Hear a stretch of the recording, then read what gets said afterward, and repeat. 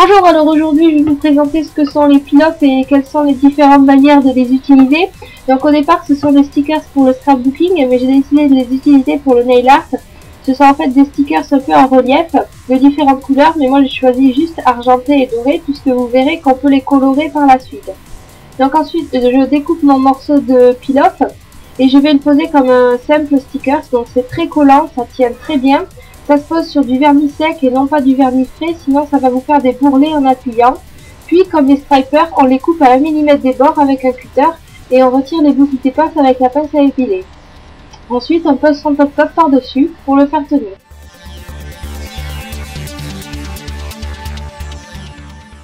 Vous pouvez également colorer vos pin-ups avec des vernis.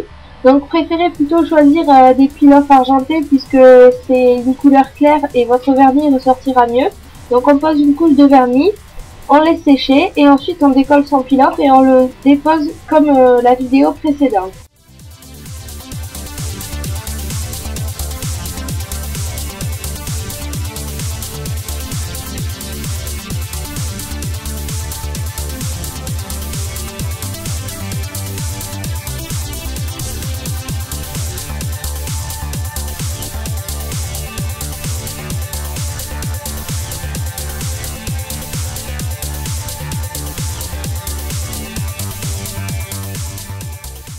On peut aussi se servir des pin-ups comme ici en motif résille pour faire des pochoirs avec. Donc ici je vais vous montrer avec le motif des losanges. Alors on découpe un rectangle un peu plus grand que son angle. On va le coller sur le vernis sec toujours. Il faut surtout bien coller le pin-up dans les angles et sur les côtés de façon à ce qu'il ne rebute pas et qu'il soit bien plaqué au vernis pour pas que le vernis qu'on va mettre par-dessus passe dessous et que ça bave.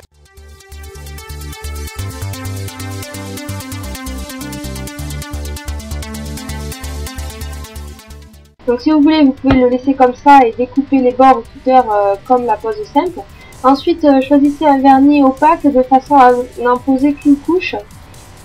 Parce qu'avec deux couches, je ne sais pas si on pourra retirer le pin-up qui sera trop figé dans le vernis.